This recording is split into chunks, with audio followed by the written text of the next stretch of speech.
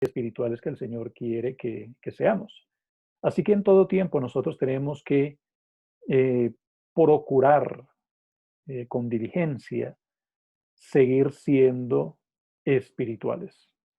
Yo creo que una de las preocupaciones más grandes que había antes de la pandemia, o más bien cuando se iniciaba ella e iniciamos un proceso de cuarentena en todo el mundo, la preocupación de todos los hermanos era que si entrábamos en ella y dejábamos de reunirnos de la manera tradicional, entonces muy posiblemente muchos volverían atrás. Hermanos, pero se cerraron los salones de predicación y la gente se sigue bautizando. Yo en particular he tenido que hacerlo. Claro, uno tiene que ser muy meticuloso y muy exigente con los requerimientos del gobierno, de salud, bien sea por uno mismo, por su familia, como también por los que uno va a atender. Atendiendo a todas esas recomendaciones y siendo muy estricto en ellas, hermanos, de todas formas, la gente sigue entregando su vida a Cristo. ¿Qué es lo que hace entonces que el trabajo siga siendo productivo? Bueno, realmente no que nosotros seamos muy hábiles haciendo la labor que nos encomendaron, aunque ciertamente el Señor nos ha dado gracia y sabiduría, por ejemplo, para manejar estos nuevos escenarios, pero realmente esa no es la razón. La razón por la cual la gente se sigue salvando y sigue atendiendo a las invitaciones del Señor es por su palabra, porque la palabra ha demostrado tener eficacia y ser útil en tiempo de pandemia y fuera de ella. La palabra del Señor finalmente es la que está convenciendo a la gente y ella está produciendo. En una de las parábolas, Jesús habla acerca de un sembrador y de cómo este hombre salió a sembrar. Y en esta parábola en particular, la Biblia dice que había una semilla. Esa semilla que sembraba el sembrador, luego el Señor explica en qué consistía esta parábola y él dijo, por lo menos en esta parábola en particular, la semilla es la palabra de Dios. Y nosotros tenemos que entender que la palabra de Dios es la que nos ha dado vida. La palabra de Dios nos hizo renacer, dice la Biblia. Pedro, en su carta, en su primera carta, dice, siendo renacidos no de simiente corruptible, sino incorruptible, por la palabra de Dios que vive y permanece para siempre. Es decir, la palabra de Dios nos hizo nacer de nuevo y nuestra naturaleza anterior era carnal. Antes de nosotros conocer al Señor y a su palabra, nosotros éramos carnales y vivíamos en la carne. Pero dice Pablo, bueno, ¿qué recompensa teníamos nosotros al vivir de esa manera, sino esperar una muerte eterna? Pero el Señor nos hizo renacer por su palabra. Y esto hizo entonces que nosotros cambiáramos de esa naturaleza carnal a una naturaleza espiritual. Nacimos para esta nueva naturaleza. Ahora nosotros vivimos en otra dimensión, si pudiéramos llamarlo de esa manera. Ya nosotros no le pertenecemos al mundo, a sus prácticas, a la carne y a sus apetitos, sino que le pertenecemos al Señor. Y la Biblia dice, ahora pasamos de esa muerte, de vivir o existir más bien de esa manera, porque Jesús dijo en alguna oportunidad, bueno, deja que los muertos entierren a sus muertos y tú ven y sígueme. Se ve que a este hombre que quería seguir al Señor se le había muerto un familiar. Y el Señor le dice, deja que los que viven en pecados, que el Señor los llamó muertos, por su condición y por el resultado, el pago por su pecado, entonces estaban muertos. Realmente es una existencia en muerte. Mm, no podríamos llamarlo enteramente que vivían, porque tenían una existencia humana, pero vivían en pecado, y eso entonces los hacía estar muertos en delitos y pecados. Y aún peor, la paga del pecado es la muerte eterna. Pero nosotros pasamos de esa misma condición al reino de su amado Hijo. Y aquí, como dice nuestro hermano Zacarías Palacio, todo es distinto. Absolutamente todo es distinto. Pasamos entonces de muerte a vida, pero aparte de eso, ahora nosotros disfrutamos de la vida que el Señor nos ha dado y sabemos que el resultado de esta vida es más vida, la vida eterna de la cual nosotros vamos a disfrutar cuando este cuerpo mortal sea absorbido por la mm, inmortalidad. Somos espirituales. En estas condiciones nuevas tenemos que seguir siéndolo. La palabra del Señor hizo un milagro extraordinario en nuestras vidas. Y es precisamente esa palabra la que seguirá obrando a favor nuestro, y es necesario entonces que nosotros tengamos un crecimiento normal como personas espirituales. El escritor a los Hebreos dice, bueno, deseen como niños recién nacidos la leche espiritual no adulterada. ¿Y cuál es la leche espiritual no adulterada? La que nos da vida, la que alimenta nuestras almas, la que alimenta nuestro espíritu, la palabra de Dios, la misma que nos dio vida. Y esa es la que ha hecho que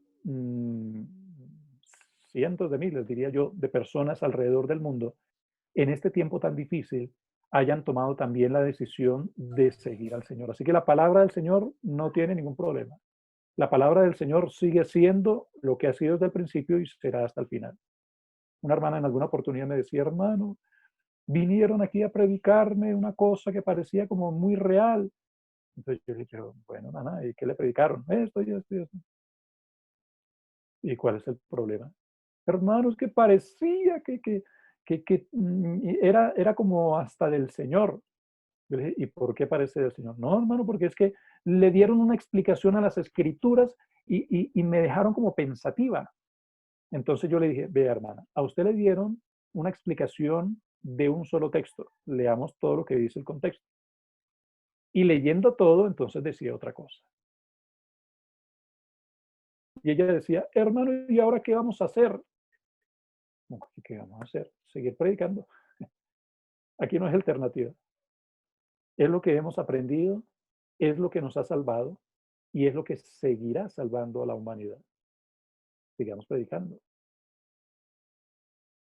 De todas formas, Pablo les dice a los corintios, hermanos, vean, yo no vine a ustedes con una elocuencia extraordinaria, porque ustedes saben que cuando yo vine, venía enfermo. Así que yo no pude usar ni de palabras muy elocuentes, ni de humana sabiduría, ni de poder humano. Por el contrario, vine a ustedes con debilidad.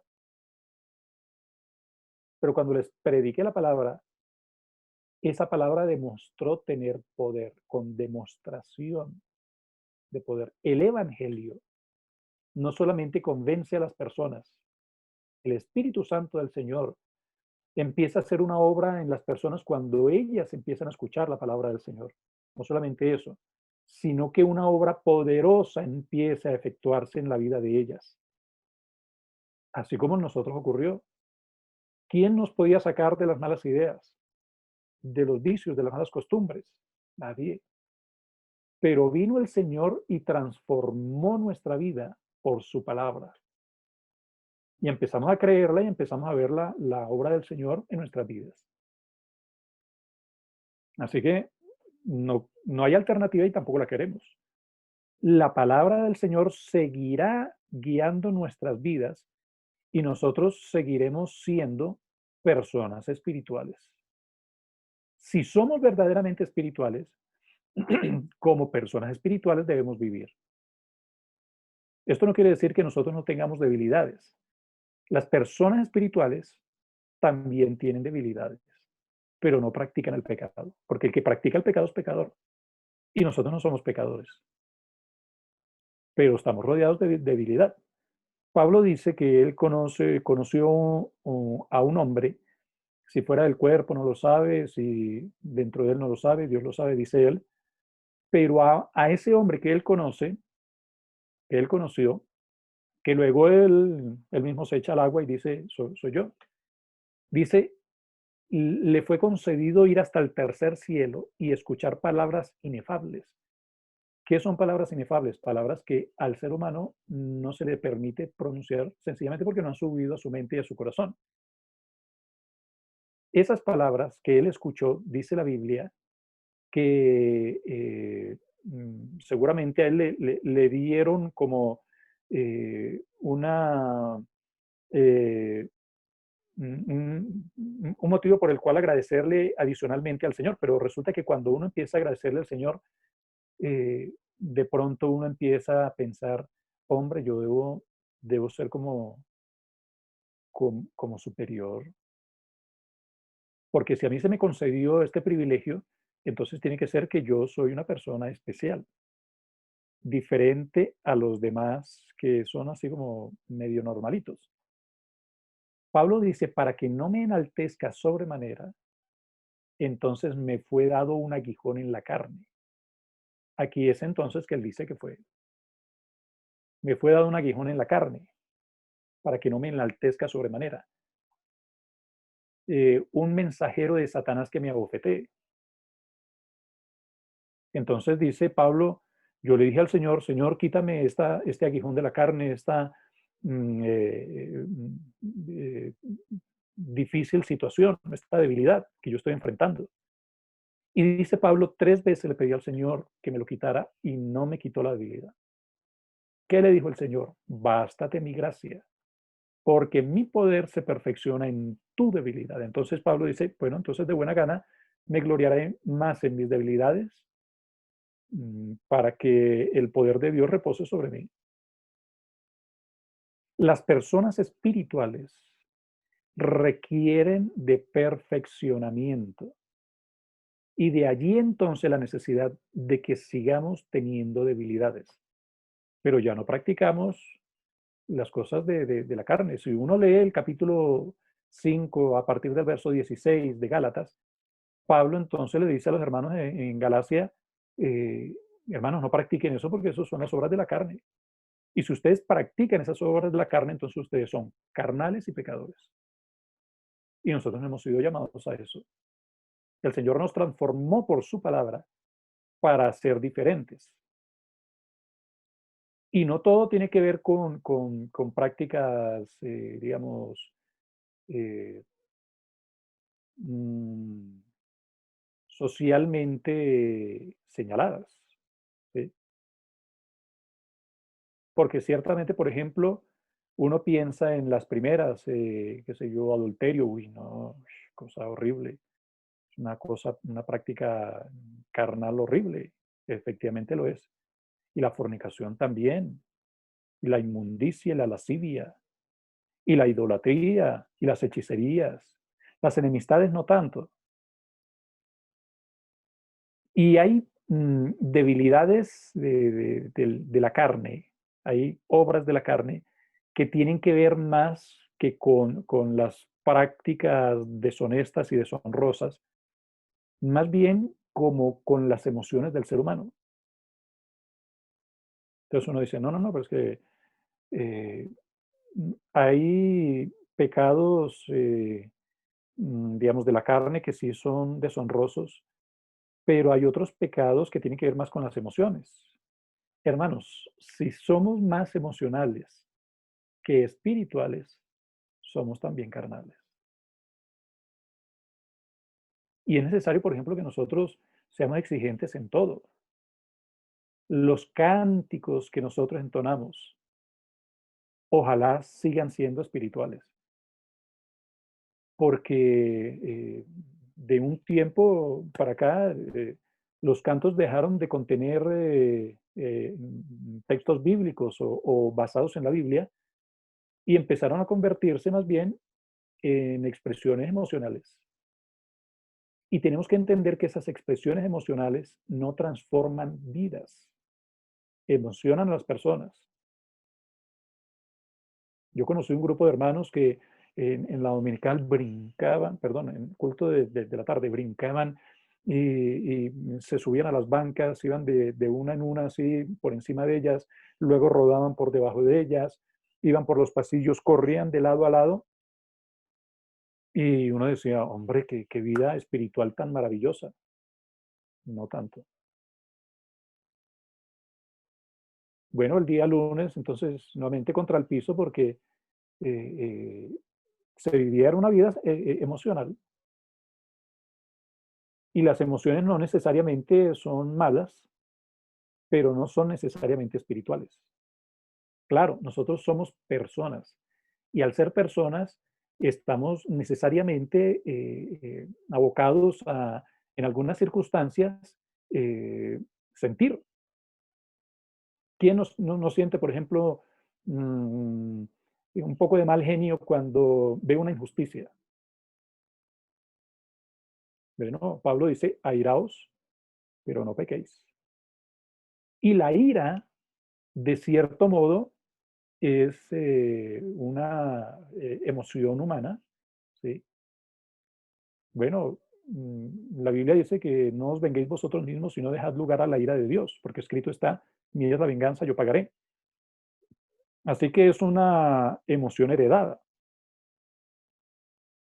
pero nosotros no podemos dejarnos gobernar de ella, ni de ninguna de las emociones humanas, porque nosotros no estamos siendo guiados por emociones. A nuestra vida la guía el Espíritu Santo de nuestro Dios, y el marco que usa es la palabra de Él. Entonces, ahí tenemos la tranquilidad de saber que estamos siendo guiados por el Señor y por su palabra, y el Espíritu entonces nos guía y nos dice exactamente qué es lo que tenemos que hacer. ¿No ha recordado usted en algún momento un texto bíblico? mm, ¿No sabía usted qué hacer, derecha o izquierda, qué decisión tomar? Y de pronto, ¡pum!, recuerda el texto bíblico y, ya sé. No, no, no, ya sé qué camino tomar. El Señor guiando nuestras vidas. Esta situación que vivimos hoy en día nos ha revelado nuestra verdadera naturaleza. Hermanos, a principios, ustedes yo creo que son conscientes de ello. A principios de la pandemia, eh, se escuchó por las noticias que eh, la violencia intrafamiliar, hermanos, había crecido una cosa impresionante. La gente no se aguantaba en la casa. Los esposos no aguantaban a las esposas. Entre ellos no aguantaban a sus hijos. Los hijos no aguantaban al papá y a la mamá todo el tiempo en casa. ¿Cuánta violencia intrafamiliar se descubrió en ese tiempo? Bueno, nosotros también de pronto, bueno, nosotros en casa pues, no hemos tenido así como mucha variación porque, claro, el estar encerrado en casa todo el tiempo, pues requiere por lo menos reconocer algunas cosas, ¿sí? Pero en términos generales, por ejemplo, nosotros aquí en casa teníamos una dinámica más o menos parecida. Nuestros hijos estudian en casa, eh, tienen o estudian en un sistema educativo en el que ellos reciben las clases aquí en casa, siguen recibiéndolas aquí en casa, así que en ese sentido nada ha cambiado. Claro, no salimos a tener nuestras reuniones de culto congregacional y no salimos al parque a llevarlos a ellos, no salimos un paseíto social o familiar, todo eso ha cambiado. Pero en términos generales, hermanos, la vida ha continuado de la misma manera que antes. Predicamos, servimos al Señor, hacemos nuestras reuniones familiares también. Bueno, así que nos hemos dado cuenta de que perfectamente lo que antes hacíamos en nuestra dinámica de vida cotidiana, ahora podemos hacerlo adaptando algunas cosas, pero siguiendo nuestra vida espiritual como siempre la habíamos tenido. Cuando vivíamos en el exterior, claro, no teníamos el grupo grande del que estamos rodeados hoy en día. Estamos reunidos en ese entonces, no sé, como 10 personas máximo. Y alguien que nos visitó, bueno, nos acompañó, predicó y después del servicio se nos acercó y nos dijo, hermanos, regrésense para su país, regrésense para Colombia. Es que vean, aquí no se siente lo mismo. Y yo por respeto no le dije nada, pero estuve tentado a decirle, porque claro, porque es una persona mayor, pero sí le dije algo que me pareció conveniente que lo escuchara. Le decía yo, bueno, le agradezco su consejo y vamos a tenerlo en cuenta y vamos a orar para tomar una decisión. Pero ya la decisión estaba tomada. Nosotros habíamos tomado la decisión de obedecer al Señor y de seguir los caminos que el Señor nos había trazado y punto. Y estábamos convencidos de que el Señor nos había guiado. Pero le decía yo, yo sigo sintiendo lo mismo.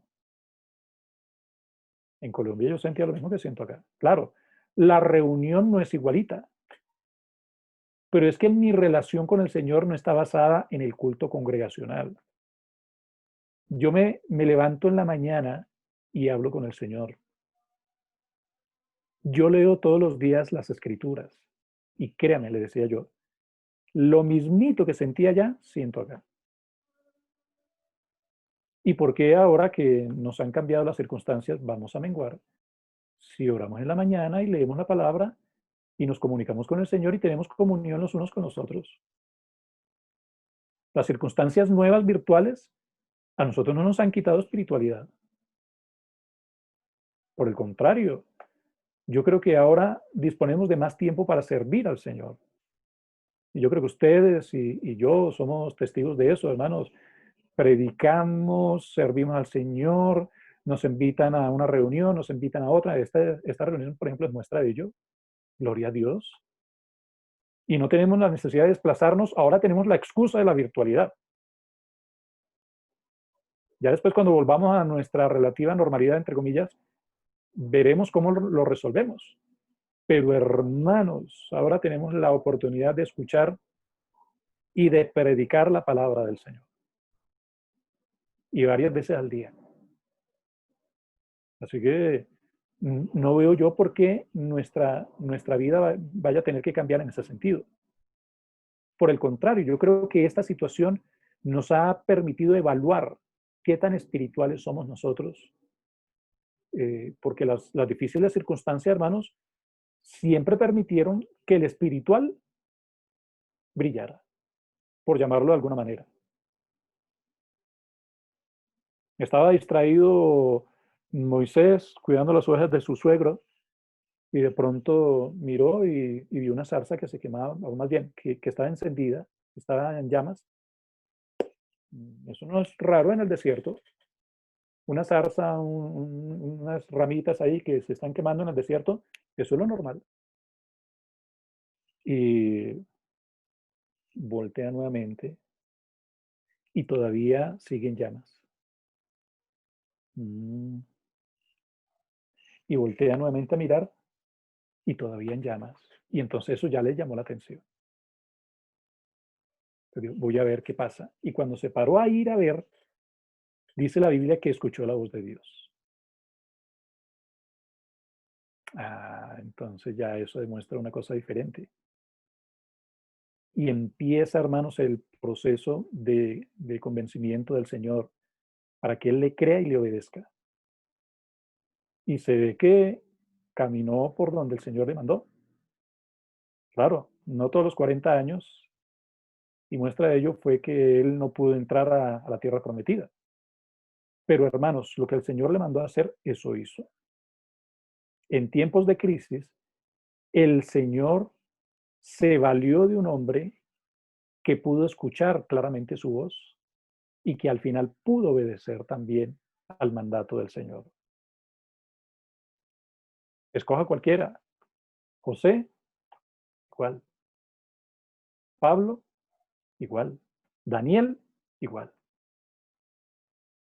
Personas que se dejaron guiar por el Señor y eso entonces demuestra que ellos le creyeron al Señor. De la misma manera como nosotros escuchamos la voz de Dios y estamos intentando caminar de la mano del Señor. Esta situación solamente ha puesto en evidencia a nosotros mismos quiénes somos. Vean esta situación. La Biblia dice que Abraham, cuando salió de tierra de Ur, de donde sus parientes, entonces obedeció la voz del Señor por eso precisamente, porque el Señor le dijo, vete de tu tierra. Él lo hizo así, salió con parte de su familia. Pero llegó un momento entonces que dice la Biblia, él se convirtió en un hombre riquísimo. Esa es la expresión que usa la Biblia.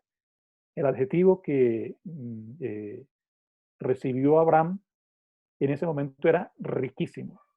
Tenía posesiones, hermanos, incalculables. Y tenía pastores que le cuidaban sus rebaños. Su sobrino Lot también tenía muchas pertenencias. De pronto de ahí es que viene la expresión el tío rico. ¿Cierto que todos tenemos un tío rico? Y si ustedes no dicen amén, seguramente ustedes son el tío rico. Me parece que más bien por ahí va la cosa. Bueno, pues el tío rico de Lot era Abraham, pero él no tenía tampoco poco.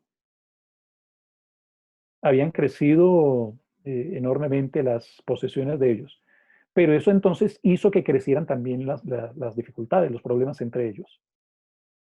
Entonces, un hombre que se porta espiritualmente dice, mira, no es bueno que nosotros tengamos este tipo de problemas, porque somos hermanos, somos de sangre, de la misma sangre. Entonces, no es justo que nosotros tengamos estos problemas. Seguramente por una oveja o qué sé yo, ya se están peleando los pastores, entonces no tengamos estas dificultades. No tengamos estas dificultades. Mira para donde quieras. Si tú miras para el oriente, yo miro para el occidente, o viceversa. Mira para donde quieras. Si tú tomas para el oriente, yo me voy para el otro lado. Mira. ¿Y qué dice la Biblia? Lot levantó su mirada y dijo, uy, el Jordán y su llanura. Ahí hay agua y esos pastos se ven lindos. Eso parece el jardín, el huerto de Dios. Yo me voy para allá. Entonces Abraham dijo, listo, tú te vas para allá, yo me voy para allá. Esa decisión no la tomó Abraham. La decisión la tomó Lot de en qué dirección ir. La decisión que tomó Abraham fue separémonos, porque no es justo que nosotros sigamos peleando así. Pero ¿qué dice la Biblia? El que no tomó una decisión, es decir, no oró, no le pidió al Señor dirección, sino que se dejó guiar solamente por sus sentidos, un hombre hasta cierto punto carnal, que no podríamos calificarlo enteramente así, porque la Biblia dice que el justo Lot entristecía su alma todos los días al ver la situación que vivía en Sodoma. Pero a mí me parece que no es tan espiritual. Yo voy para allá. ¿Y qué dice la Biblia? Y entonces fue poniendo su tienda un poquito más allá, un poquito más allá, un poquito más allá, y llegó a Sodoma. Mientras que Abraham tomó entonces la otra dirección y tuvo una conversación con el Señor. Y el Señor le dijo, mira, claro, tú has cedido, tú has entregado lo que podrías haber tomado, porque la promesa yo te la hice a ti. Pero mira, levanta tu mirada, mira hacia el norte, mira hacia el sur, mira hacia el oriente y mira hacia el occidente. Toda esa tierra va a ser tuya. Esa es la bendición que el Señor le da a aquellos que han sabido hacer su voluntad. Escuchan su voz y se dejan guiar por él. Claro, usted no va a decir ahora, uy, yo me voy a convertir en espiritual para que el Señor me dé todo esto de Chiapas al norte. ¿Cierto? Usted no va a decir eso. Pero sí hay bendiciones grandes que el Señor ha preparado para todos aquellos que le siguen y que le siguen y que le obedecen. Si bien el encierro ha venido a mostrar, a demostrar a nosotros mismos, a demostrarnos cuál es nuestra verdadera naturaleza, si somos más emocionales o más carnales, o si definitivamente seguimos siendo espirituales y queremos seguir siéndolo y crecer en eso, pues entonces, hermanos, bien sea la situación una u otra, nosotros hemos sido llamados a ser espirituales. A eso hemos sido llamados. Pablo aquí en esta carta a los Gálatas hace un contraste entre quienes son guiados o o realizan las obras de la carne, porque Pablo dice manifiestas son las obras de la carne, ¿sí? Y hay una lucha constante entre mi carne y mi espíritu. Sí, la carne quiere ser satisfecha.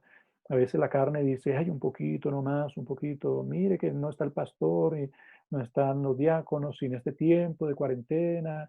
Y, y uno piensa, pues sí, ¿no? Eso está razonable. Hermanos, no razone con la carne.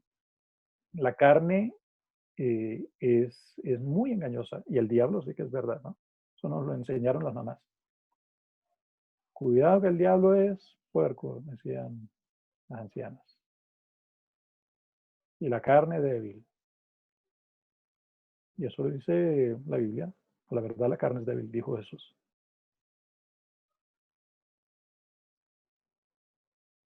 El espíritu y la carne no pueden llegar a un acuerdo. Y la carne pide un poquito, denme un poquito, solamente un poquito, hermanos, y luego se levanta como una fiera y ya no razona, porque así es la carne. Al borracho le dicen, vea, tómese este medicamento, pero no tome más licor, porque corre más riesgo su salud. Igual, al licor. Eso para nosotros es razonable. Bueno, no tomen leche, qué sé yo. No tomen leche porque por este periodo de tiempo que ustedes dejan de tomarla, les va a servir por esto y por esto otro, porque el medicamento, en fin, cualquier cosa, me estoy inventando yo. Pero uno es razonable, perdón, uno razona y dice, hombre, si el doctor me mandó, pues entonces yo voy a hacer caso, ¿cierto? La carne no, la carne no obedece, la carne no se sujeta. La carne lo que quiere es ser satisfecha y manifiestas son las obras de la carne. Pero el fruto del Espíritu, lo que produce el Espíritu Santo de Dios en nuestras vidas, es amor, gozo, paz, paciencia, benignidad, bondad, fe, mansedumbre y templanza. Y dice Pablo, y contra tales cosas no hay ley. Pero los que son guiados, dice el versículo 24, los, pero los que son de Cristo, perdón, han crucificado la carne con sus pasiones y deseos. Si de verdad le pertenecemos a Él, entonces nuestras pasiones y nuestros deseos han sido crucificados. Ya nosotros no los obedecemos. Ya nosotros no le pertenecemos ni al mundo, ni a la carne, nada.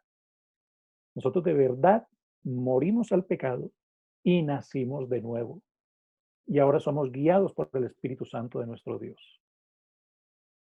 Y entonces ahora nosotros estamos crucificados al mundo. Yo crucifiqué mi carne y sus deseos. Todo lo anterior. A veces uno reflexiona y piensa, hombre, si es necesario que uno siga caminando por esa senda y, y que siga matando unas cuantas situaciones de la carne. Hay cosas que el Señor no hará por nosotros. Pablo escribía a los colosenses diciéndoles, haced morir. Es decir, nosotros tenemos que matar eso. Haced pues morir las obras de la carne. Esas obras tienen que morir y nosotros tenemos que matarlas. Y uno va avanzando y uno se va dando cuenta que efectivamente sí ha venido matando una que otra obra de la carne, pero necesitamos seguir caminando en esa dirección.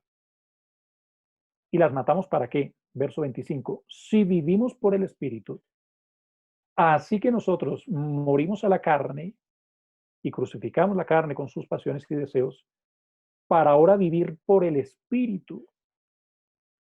Es el Espíritu Santo de nuestro Dios, por quien vivimos nosotros. Pero si nosotros vivimos por el Espíritu, entonces Pablo nos dice, andemos también por el Espíritu. Que sea el Espíritu Santo de nuestro Dios quien nos guíe. Es decir, sigamos siendo espirituales.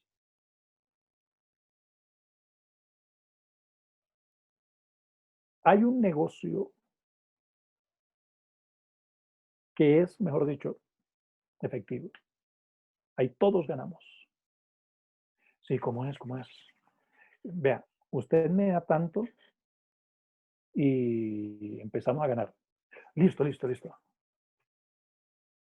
Y bueno, ¿y cuando le vamos a preguntar al Señor? No es que estamos siendo guiados por el Espíritu, porque si el Señor guía nuestras vidas, hasta para hacer negocios, el Señor nos ayuda y nos dirige. Nosotros dejamos de ser ruedas sueltas y hacer lo que la carne nos decía, pero hace mucho tiempo. Ahora nosotros le pertenecemos al Señor. Y si es verdad que nosotros vivimos por el Espíritu, pues entonces ahora andamos por el Espíritu. Y el Señor es quien nos guía. El Señor encamina nuestros pasos. El Señor nos ayuda a vencer. El Señor nos dice exactamente qué es lo que debemos hacer, qué es lo que debemos decir. Hay una condición bastante compleja de la que el Señor les hablaba en alguna oportunidad a los que escuchaban el mensaje. El Señor les decía, vean, ustedes van a ser llevados presos, van a ser llevados presos. Y cuando ustedes estén presos, ni piensen qué van a decir. A ustedes se les va a preguntar.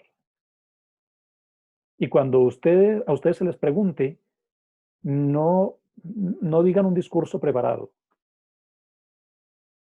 Digan lo que el Espíritu les dice que digan en ese mismo momento. Eso es ser guiado por el Espíritu. Ya no es lo que yo quiero, ni mis emociones me gobiernan, ni mis apetitos me gobiernan, ni mis mal genios me gobiernan, ni nada. A mí quien me gobierna es el Señor. Y muestra de ello es que, hermanos, estamos encerrados y seguimos siendo espirituales. Y el Señor nos da fuerza y nos habla acerca de las cosas que debemos apuntarle para que ellas no nos gobiernen. El mundo, hermanos, el mundo entero está desesperado, están clamando porque algo ocurra. Por todo, no solamente por el riesgo de muerte, también por las emociones. La gente clama y pide ayuda de los psicólogos y de los psiquiatras. Y yo no estoy en contra de eso, hermano, porque en la iglesia, gracias al Señor, tenemos profesionales de la salud mental y de las ciencias humanas, en fin, tenemos sociólogos, psicólogos, en fin, tenemos profesionales de las áreas y gracias al Señor por ellos. Pero la gente clama por una solución y la solución no la encuentran.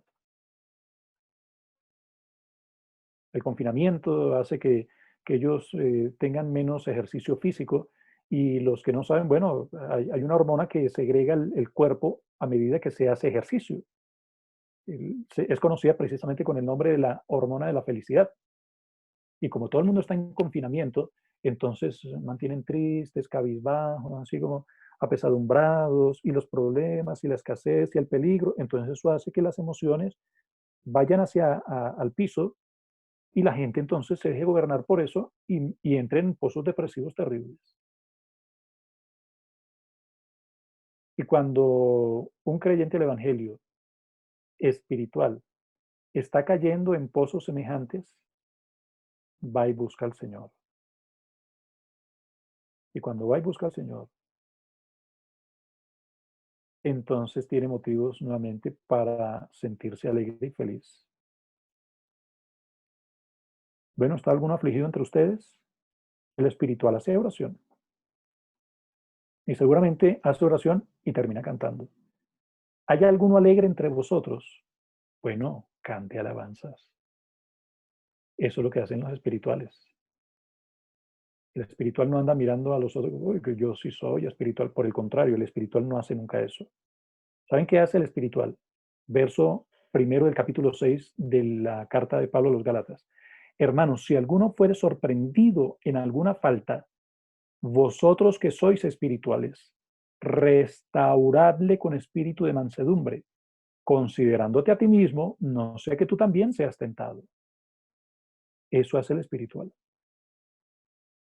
No se compara con los demás para decir, uy, yo debo ser como un apóstol Pablo. Uy, esto es como subir al tercer cielo. No vaya a ser que el Señor nos regale un aguijón en la carne para que nos desinflemos un poquito. Hermanos, podemos seguir siendo espirituales. Yo creo que de esto no hay la más menor duda. La más pequeña de las dudas ha desaparecido. Porque el Señor de verdad gobierna nuestras vidas. Cuando viene una emoción así que quiere controlarnos o un apetito que quiere controlarnos, nosotros vamos al Señor y recordamos que Él es nuestra fortaleza y nuestro pronto auxilio. Fortalezcámonos en Él. Que Él sea de verdad nuestra alegría, que Él sea el motivo de nuestro gozo, que Él sea la razón por la cual nosotros nos levantamos todos los días con alegría, con eh, entusiasmo, con deseos de servirle. Pongámonos en las manos del Señor en esta hora y digamos al Señor que queremos seguir siendo espirituales. Padre Santo, te damos gracias, Señor Jesús, por la oportunidad que tú nos has concedido en esta noche de estar en tu presencia. Te rogamos, Señor Jesucristo, que nuestras vidas puedan seguir siendo dóciles, que podamos, Señor Jesús, seguir siendo guiados por tu Espíritu Santo, que podamos hacer tu voluntad todos los días de nuestra vida, que no nos dejemos gobernar por nada ni nadie, que seamos, Señor Jesús, hijos tuyos, verdaderos hijos tuyos espirituales, que dejen su vida en tus manos para que tú las dirijas y para que tú, Señor Jesucristo, seas gobernándonos. Te rogamos, Señor Jesús, que tú seas dándole la oportunidad a todos nuestros hermanos de seguir victoriosos, de seguir, Señor Jesús, constantes en aquellas cosas que tú nos has mandado. Que sea tu Espíritu Santo el que produzca en nuestras vidas, Señor Jesús, frutos abundantes. Que sea tu palabra, Señor Jesús, la que guíe nuestros pasos, que podamos, Señor Jesús, vivir para ti y hacer tu voluntad. Guíanos, Señor Jesús, y ayúdanos a hacer tu voluntad. Te lo pedimos en tu nombre glorioso. Amén.